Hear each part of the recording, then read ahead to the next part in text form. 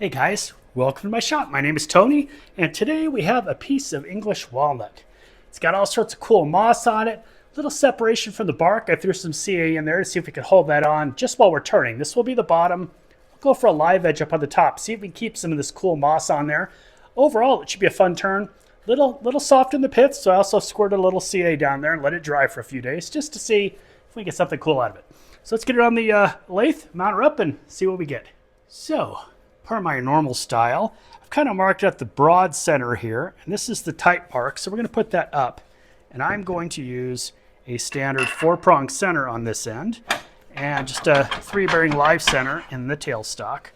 So first thing we want to do is kind of, maybe let's mark out where that center is, just to get an idea of what we're dealing with here, and give you an idea of how big this piece is. So we're right about a little over 5.5 inches. So let's get the centering ruler. Might as well. We have one. I keep touting it, so you might as well use it, right, Tony? Uh-huh. Yep, better use the one you keep talking about. And I'll go ahead and grab an awl. So we have this nice piece here of English walnut. We want to mark out where our center is going to be. We also want to see where our best chance for good flat top with some live edge bark on there is, and I think that looks about right. Got my centering ruler here.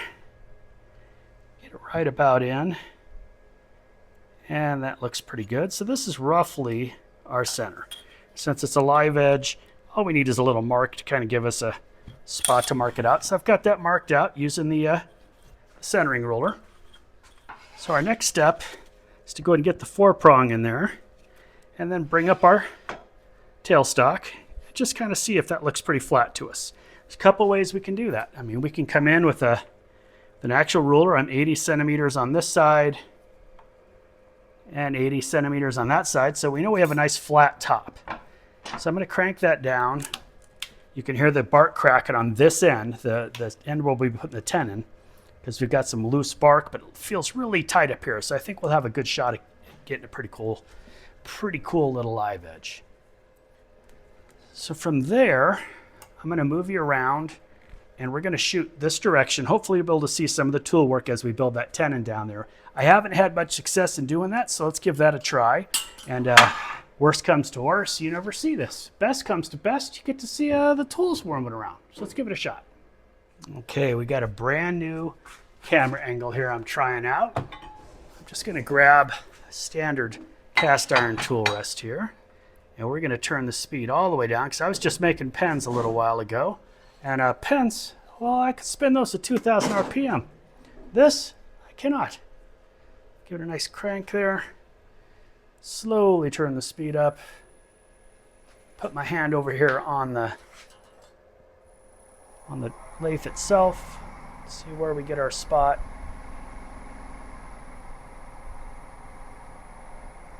Thousand RPM, it feels really nice.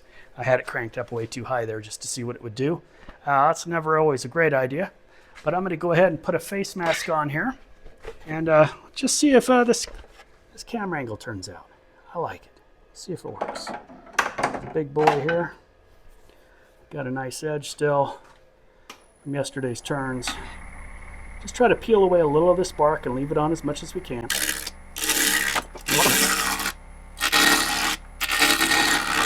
Let's see how much of that bark came off. If it's just a loose spot we didn't care about, still tied up on top. We can see we got some flaking off here and there though. So we may not end up with the live edge. We're going to find out pretty quick though.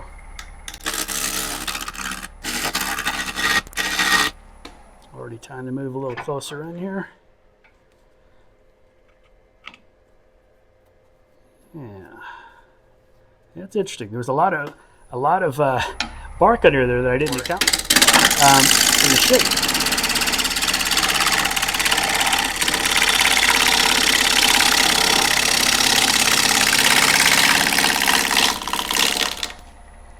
Should have gotten us down to a little more meat here. Yeah. Oh, that's on tight. This stuff's holding on. We want to try to keep it up here for our live edge, but it doesn't work out. It's still pretty wood. We'll see what we end up with here.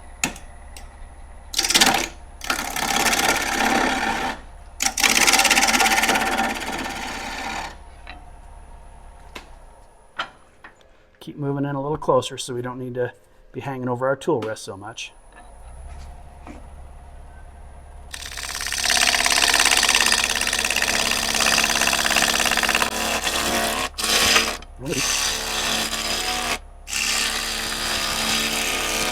Now when I'm taking these outside air cuts, I'm just slowing down and moving away. And you see it takes a beautiful cut.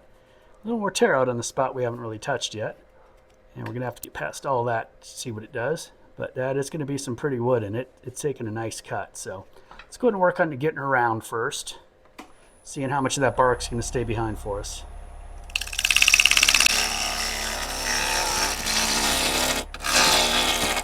Again, just some shaping cuts right now.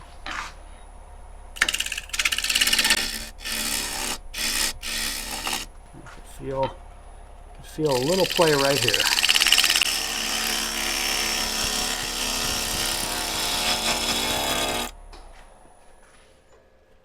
So we're getting nice cuts even for just shaping cuts. I can feel a little roughness, so there's going to be some chatoyancy. A couple interesting little things there. A lot of pop in here still. So this bark that I really wanted to keep obviously isn't going to make it. So let's just focus our attention on seeing if we can keep some of it on one side maybe. And getting this perfectly round. And I'm leaving meat down here for a little 10 ohm.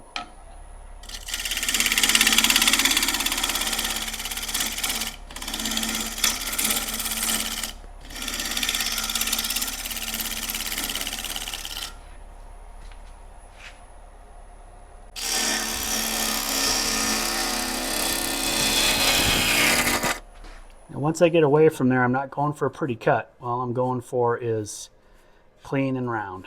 So you can see we still have that pith crack that I poured some CA down. It's nice and tight on this side and got some cool spalting. We're round here. We grabbed some round on this side. So if we could get a little bit of a round here, that might be okay. First though, I'm going to pull this whole side up, make sure that we're tight here. Because if we can get this flat gone, then we'll know exactly what we have to work with.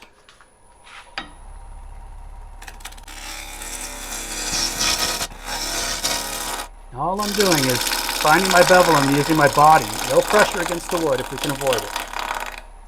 So see, we'll come in, we'll find a bevel. And now I'm shifting my hips towards the headstock. The hand's not doing the work. It's just holding it down onto the tool rest.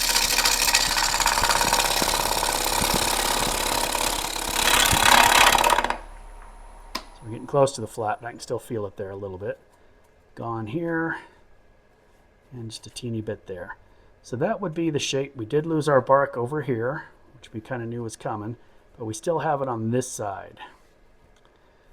So thoughts. What do you think?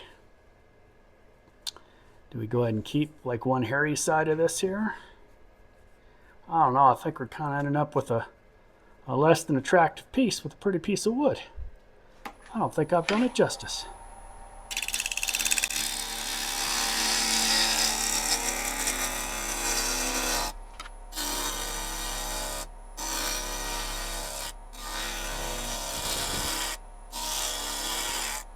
Let's try a little bit different shape here. Yeah, I don't like it. I don't like it at all. This is cool. That's interesting. Still gonna have to fill that up. That's lifting up. Yeah, I don't know if this is a particularly good blank for what I'm trying to accomplish here. Let's come from the down here to round that off a bit and see what we get up on the top.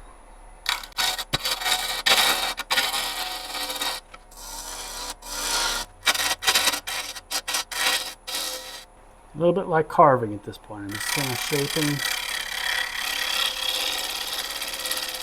using the outside wing of the tool. Just to try to come up with an interesting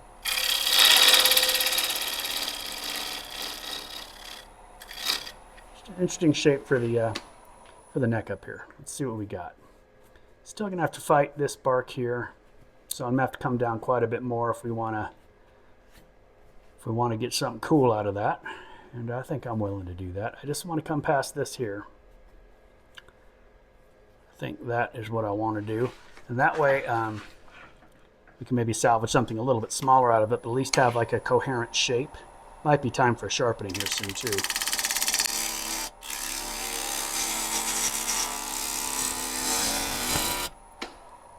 Taking cuts just to see where we can get inside of our pith. We're still inside of our bad cut there, so if we round up from there, we'll have this polished bark here, which is kind of cool looking. Still add a tenon down here. Get rid of that rim. Grab a slightly smaller bowl gouge.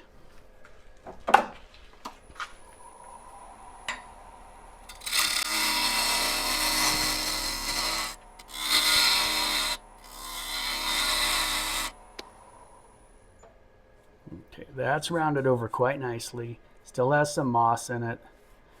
Still have our, oh, we got a double pith here. That's going to have to be filled. And we're just a little bit below that coming down to the bark. So let's peel down this direction a bit.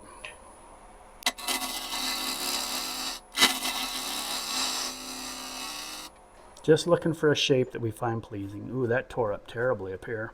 We're almost clear past that. So knowing that we're going to get some tear out, let's go opposite direction. And almost past here. I'm going to get a pencil actually so I can get a visual representation. Okay, here's Mr. Pencil. We know that right here is our low line. So I need to get past that line right there. I don't know if you can see that in the camera angle we are currently providing, but that's the spot I need to get around.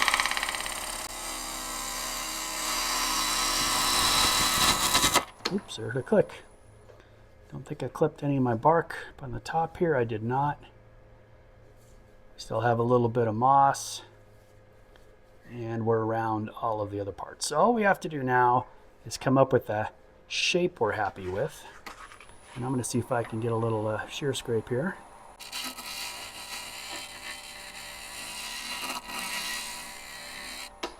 Let's see.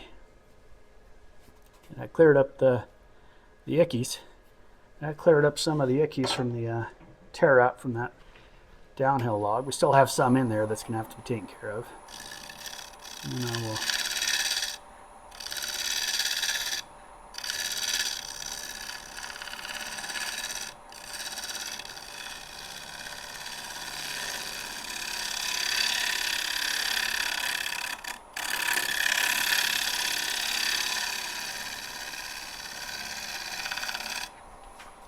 the other side here, just trying to get around. It's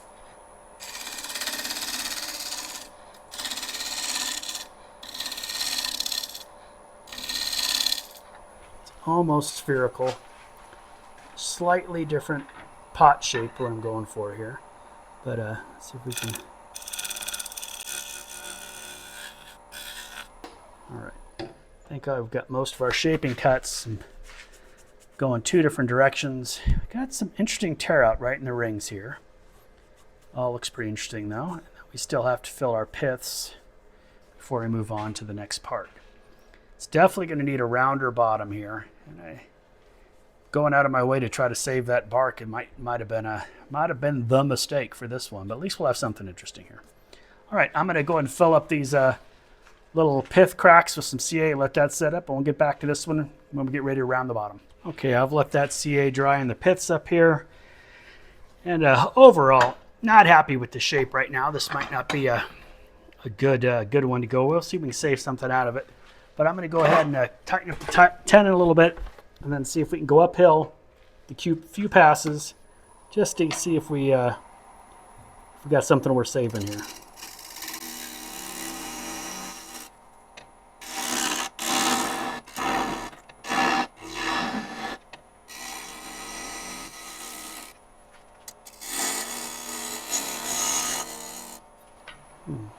Interesting catch there.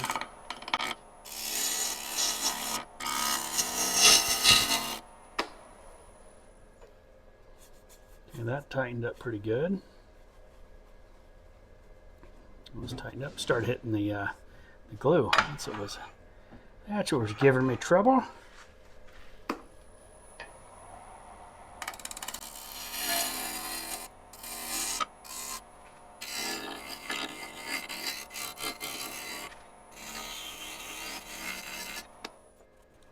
flat enough there for sanding. Obviously that's going to be interesting. And I'm not sure if I like that hip.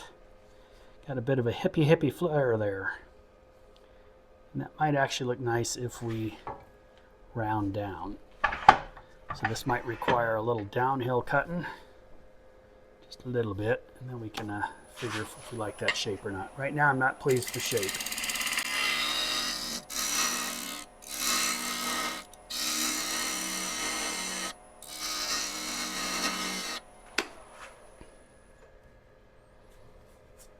We're coming somewhere.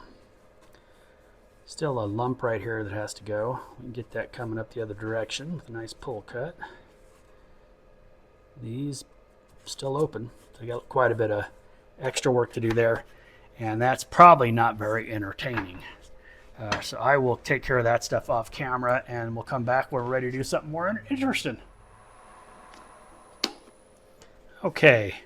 I spent a little bit of time working on the shape. I've refined it to where I'm happy with it now. We've got that smaller base than the mouth, wide in the bottom third. Nice swooping line there. I'm pretty pleased with it.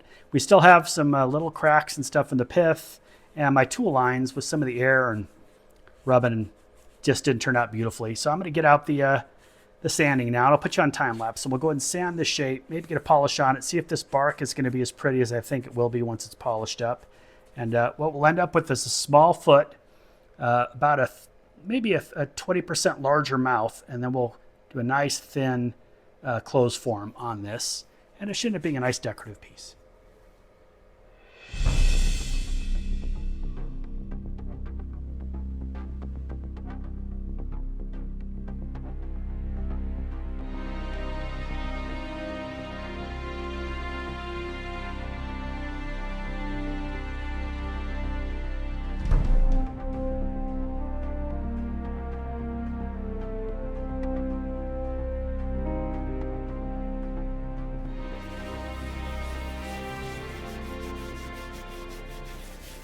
A little bit of my shop grit here. I'm gonna rub that in, let it soak in some places. This has got the F2 pumice in it. So once we get the mineral oil will soak in, we'll leave that F2 pumice a little proud. We can use that to polish out all the 400 grit scratches.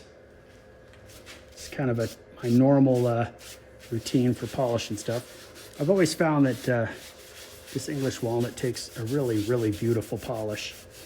And I never sand it past 400. I know that you can get some pretty amazing looks out of it. Okay, we got that pretty well saturated. I'm gonna turn the speed up now, the clean side of the towel. I'll be buffing it in right around 900 RPM.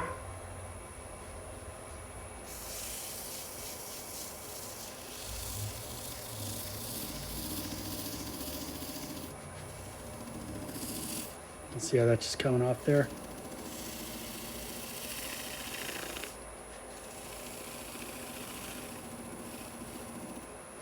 This also does a really nice job, from my experience, with the CA fills. Whenever you have to do a little CA fill with a defect, this does a good job of getting those scratches out. Sometimes, if it's a big fill, I end up having to polish it all the way out to 1,000 to get the fine scratches out of the CA, kind of like doing epoxy or epoxy pen or something. I just keep moving it around, making sure that I got a clean piece of towel. I'm running out of clean towel here before we get ready to buff it. So there you go. Really a lot darker than I expected this piece of English walnut to be, but it does have some interesting color and a lot of grain and stuff. It's an interesting piece. Definitely, I like the shape now. I'm happy with the shape we got. So it's sawdust on my fingers. Shape's nice. I wasn't really happy where we started, but I've gotten to a point where I think the shape will be pretty, and we get a nice closed form in there. It'll be attractive. I'll let that set up. I'm gonna go open up a fresh bag of towels, and then we'll do some wax on this one. Okay, I got a nice fresh shop towel here, a little dab of the shop shine. We'll work it on at a little slower speed first so it doesn't go flying everywhere. Get it in there good, where you see a nice reflection, all the little nooks and crannies.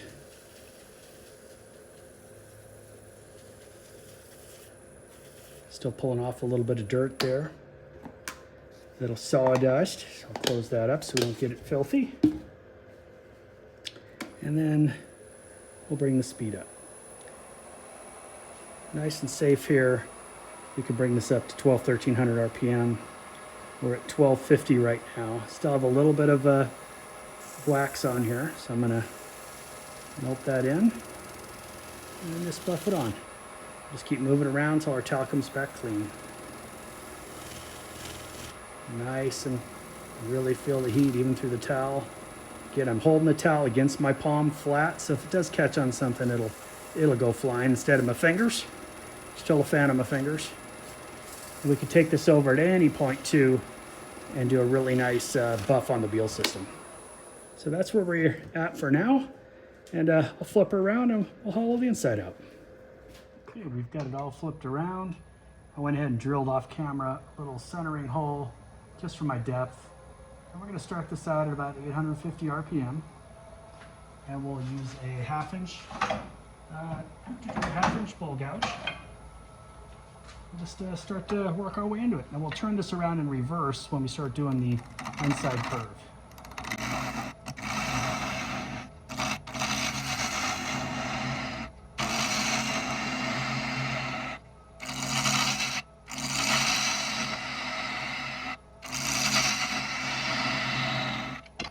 See how that's cutting? I'm also seeing a lot of dust, so I might be pulling the dust collector on here in a minute. Okay, we're gonna have an oval edge. We're up to the very tips on both of the narrow parts. So we will have some oval right there, but I still think that's gonna look pretty cool. Let me get out the little pointy gouge and we'll pull in a little tighter here. Make sure we're not gonna touch anything. And that way we can establish our down section of this.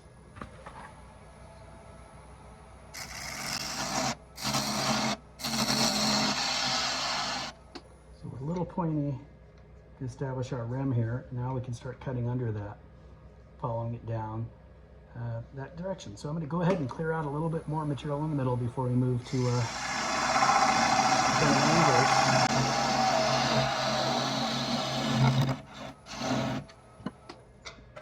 now we should be able to flip it around, turn in reverse, start hollowing out some of that material and following the wall thickness down.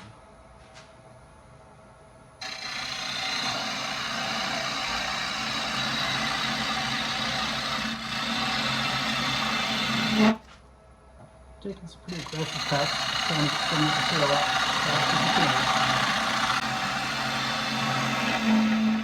can. And as we get that in close shape, we're going to have to stop frequently and remove our shavings. But let's get a nice cut in there. And there's some pretty wood.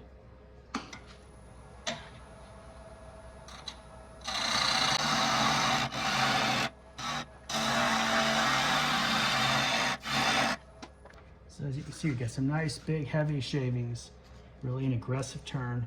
As we get towards the knot here, there's a little bit of tear out, and the walls get into the thickness we're going to want. So we'll have to, patiently work our way down to this section here, and I'll be turning in both directions. I'll start in the middle here, hollow more of this down, and then get over to the other side. It's a little bit of a rinse and repeat, and since it's kind of enclosed, it's a little difficult to see all the tool work.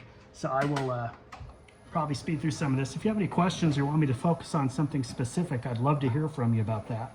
I know that sometimes I'm just out here turning something I want to turn and try to talk about it. Other times I'm trying to be specific and give instruction that people have asked for. So right now I'm just going to work out some more of the center bass down to the widest part of our rim. And we're going to do it patiently. It's turning so much slower in the middle than we are on the outside. So keep that in mind. You really gotta get the tool move. You'll feel when the tool is moving the way you need it to move. You don't want to push it. You don't want to be riding that tool in. Also, when you're doing a close form, you're going to be stopping a lot to do what I just did there. Pull out them there shavings. So I'm going to flip it in reverse now. Come back down the inside wall to that thickness spot we got. I might be able to pull a little bit more out with the more aggressive cut coming in from the far side here.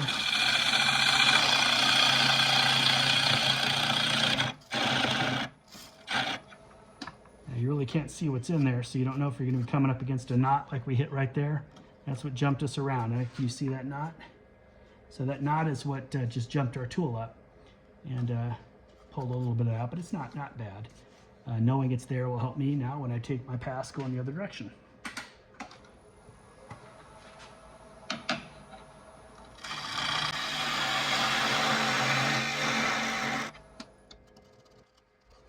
Still a little thick for my taste.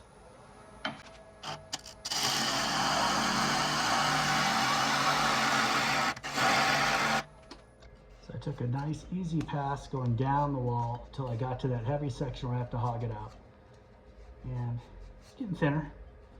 We'll still take some more material off of there, just like we just did. One little cut at a time, trying to stay inside the rim. You don't want to go outside our rim at this point. And that should be able to thin it out. And then once we get to the desired thickness, we can start making some decisions.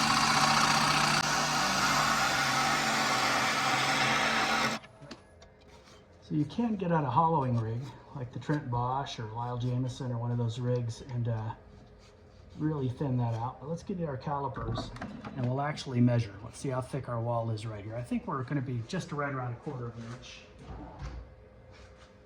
And you can get much more drama from a thinner piece, but you put a lot of energy into getting it. So we're at 0.28. It goes to 0.38 right about here. So we have plenty of material to still pull off. I'm going to keep it under 0.2 as my goal for the whole thickness, and I'll be moving back and forth. Like the smaller tool, big tool to take big chunks, and the smaller tool, smaller gouge here to take the thinner passes.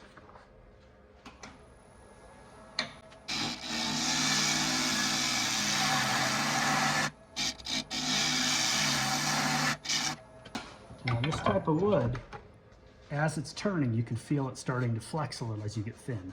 So you really have to manage that so you don't get too many tool lines, because sanding inside there is going to be really difficult, and it's a big enough mouth that you'll be able to see the inside, so we really have to make it nice.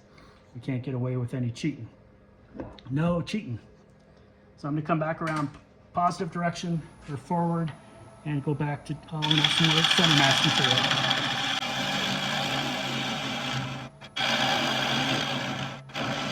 And as I get towards the middle, I'm opening up my tool. I start out almost at, let's call this tip here. If I was up like this, this is noon. I'm going to start out right around 4 o'clock. And by the time I'm down at the bottom, I'm back up to 2 o'clock to keep that cut going. But as you can see, we got lots, and it's a little damp as we got to the center there. So what was dry on the outside is not dry on the inside, folks. Not dry on the inside at all. So I'm going to see if I can turn in reverse. It's still hollow. I'll put my face mask on here.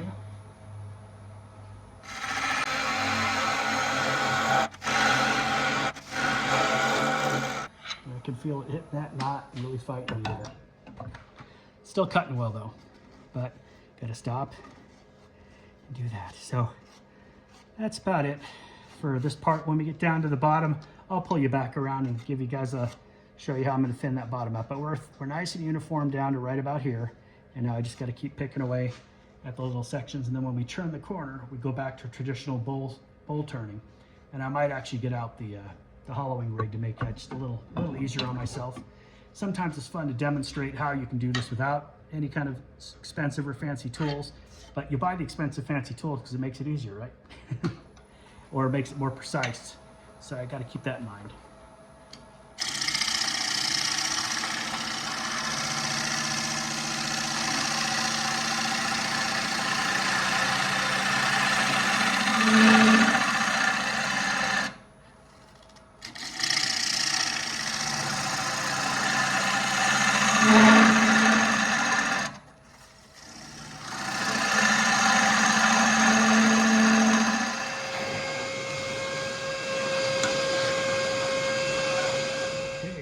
Day 2 now. I had to stop yesterday, and when I went came back in this morning, the bark had lifted a teeny bit off of the inside already.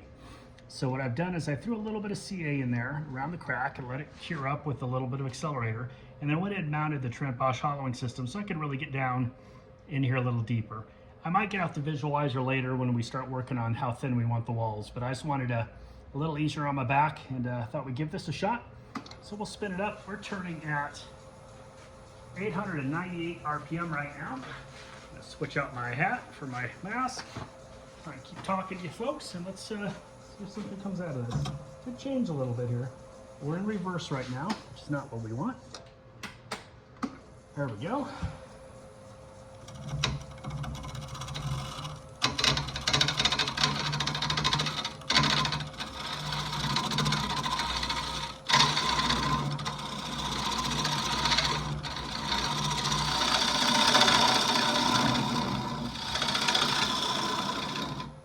See if that's taking care of some of that pith that we've had to deal with. Getting some nice little dry shavings. But remember we talked yesterday about how it was getting wet and some of my glue did seep through, so I'm gonna have to re-sand the outside here too. What a bummer! All right, well, that's what you get when you leave I even knew, remember when I was talking to you, I'm like, hey, still feels a little wet. Oh, what's going on here?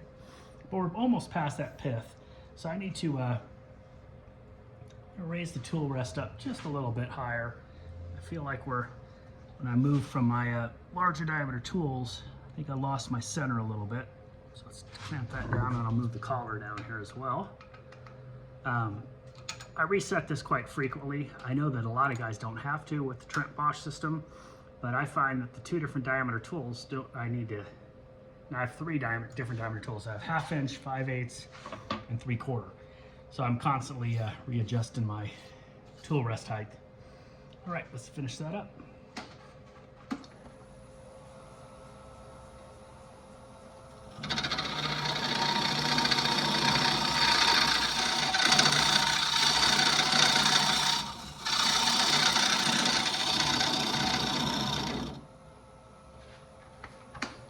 So looking at our depth hole, see, we just got to keep stopping and pull out all these shavings.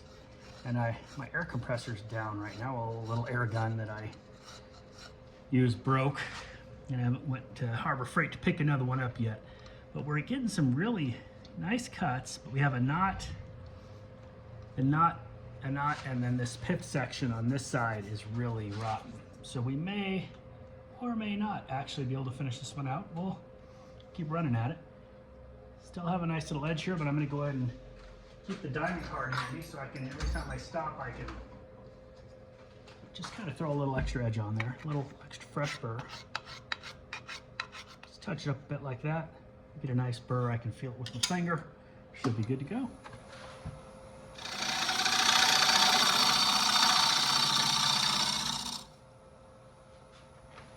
Taking long, light cuts. We're still getting good shavings when we're on the long grain. When we get to the side grain, they break off and you get these little shorties. Just trying to maintain our wall thickness all the way in there, and it is wet. Yeah, it's wet down towards that very middle pith.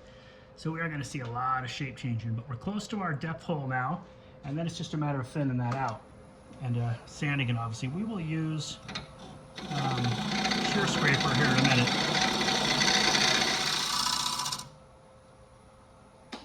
I think I might need one more slight adjustment in height to get dead center with our cutting tip.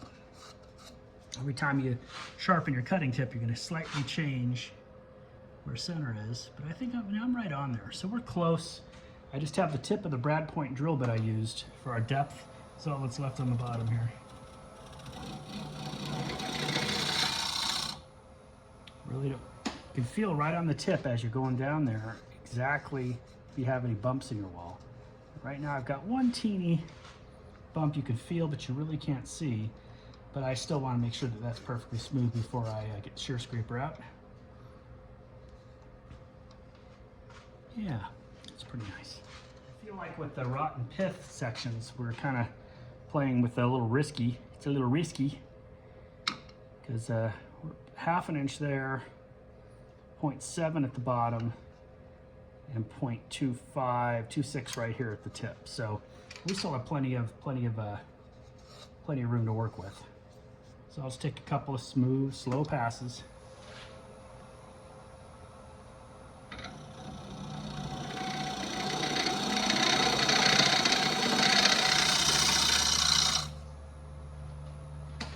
ready for the shear scraper now.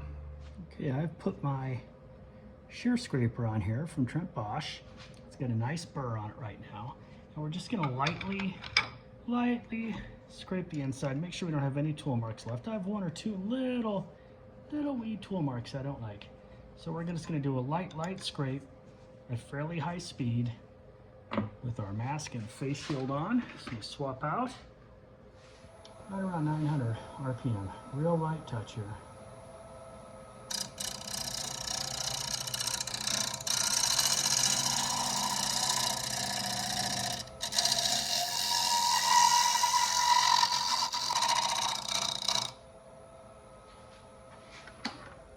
So nice shavings there, you can see, from the shear scraper, and that should have taken care of any ridges or lines we have in there. That looks pretty good, so I'll back this up, get out the vacuum again, clean that inside out, and we'll see if we can get a good shot of it for you. Okay, so now we're in there. Hopefully you can see we've got a nice smooth surface, no tool lines, and we're ready for some sanding. So to do that, we're going to use a 2-inch with double pad in there. I'm going to start at 120, and we're just going to give it some light sanding up to about 220 for the inside here, and then we will probably use Howard's on that. And the outside, I'm going to have to retouch up all the places where the glue came out, pulling the bark back on, which we can do quickly with we'll use a 220 grit disc, and we'll go up through 400, and then we'll rebuff the outside on the wheel system. So that's what I'll be doing. I'll put you on fast mode for that. No one wants to watch sanding.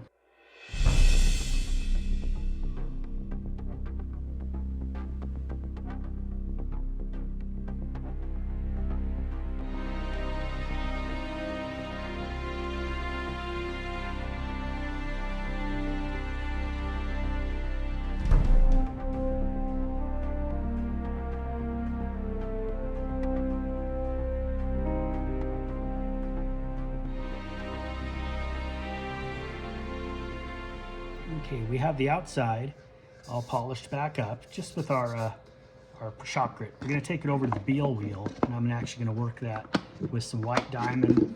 Might even start out with Tripoli, although this bark might be too soft for the Tripoli, but we'll see when we get over there. But I'm going to work this over, and the inside we're going to clean out with the vacuum, and then I'll wipe it down with some mineral spirits before I actually flood the whole interior with linseed oil. And I'm gonna let the boiled linseed oil kind of soak into the wood, and then we'll buff that out with a linen round mop. We'll go inside and buff that after we've got the outside done. Taking the foot off is gonna be super easy. I'll bring you back for that. But I'm gonna head over to the wheel and bring you back and show you what it looks like when we're done. Okay, got it back from the wheel. Put just white diamond and 1 coat of carnauba on there. And I think we got a nice shine, good finish. There's no scratches visible anywhere. You can see the areas where we filled are smooth as glass. So I think that looks pretty nice. So now we'll take this tenon off here, and I'll just mount it into a jam chuck. We'll peel that off. I've got a teeny little step foot, which is what I originally designed for this one. So we'll just pull it down to that, let it sit flat. Maybe a little concave so we don't have to worry about it warping. But let's get that mounted up and pull that tenon off. So I have this big maple scrap here that I've been using as a jam chuck. And if I can line the teeth up right, I don't usually have to true it back up again. But that's if I coulda, woulda, shoulda.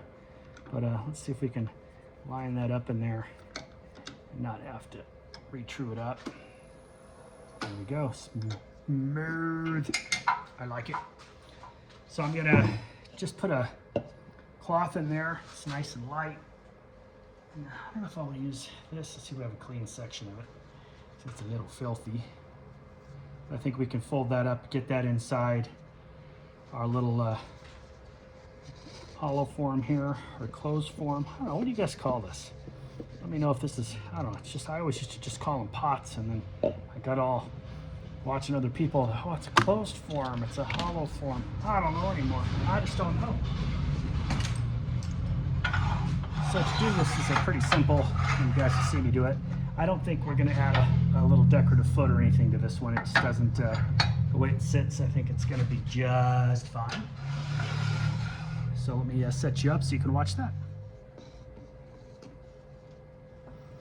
We'll line up with our, oops, got you guys trapped back here, hold on. Gotta get my tool rest past you. Just get in the hole there. Feels pretty good. Let's see here, let's turn it on if we're round enough. Spinning pretty good. It's going to make lots of noise because you don't have a super tight grip in there. It's just one wood on wood. So I will grab a 1/2-inch bowl gouge here. I'll use the 5/8, just make it easier on ourselves. Mask and face shield so that we don't get any surprises. Here we go.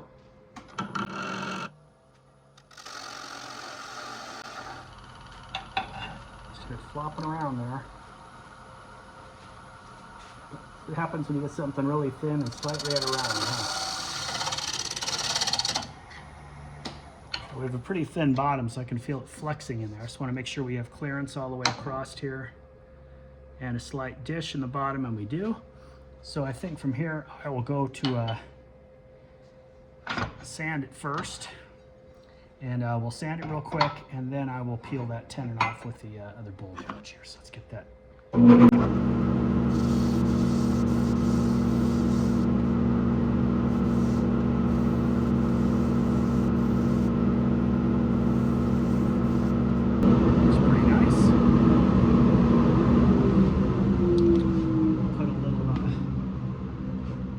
Shop shine there on the very bottom. Actually, I'll have to do that after I sign it. Yeah, I don't want to do that before I sign it. It melts and it's all weird.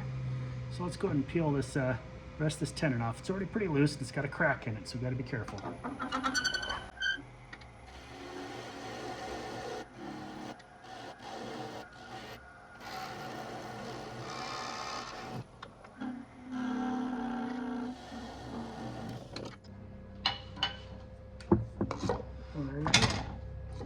Is ready for us to sand the bottom now. Sorry, I'll sand it with the machine sander, and then I'll sign it, and we'll bring it back and take a look and go over the whole project.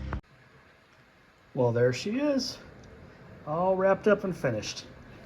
We went from a little log all covered in moss, English walnut, to our little clothes form here with a live bark rim. We were able to save the bark here near the end, which was kind of a chore, but we got it all in there. And we hollowed it out first with regular traditional tools, and then we moved over to our Trent Bosch system. So I think all in all, it was a pretty good turn, a lot of fun. Learned a lot doing this one, a lot of work there, guys, when you're trying to do those clothes forms, you're watching the bark go. Anyway, I hope you had a good time. Thanks for joining me in the shop. If you did and I earned it, please give me a like and a subscribe. It really helps me out. And if you share, oh boy, that really seems to do great for the channel. Until next time, guys, get out there and turn something.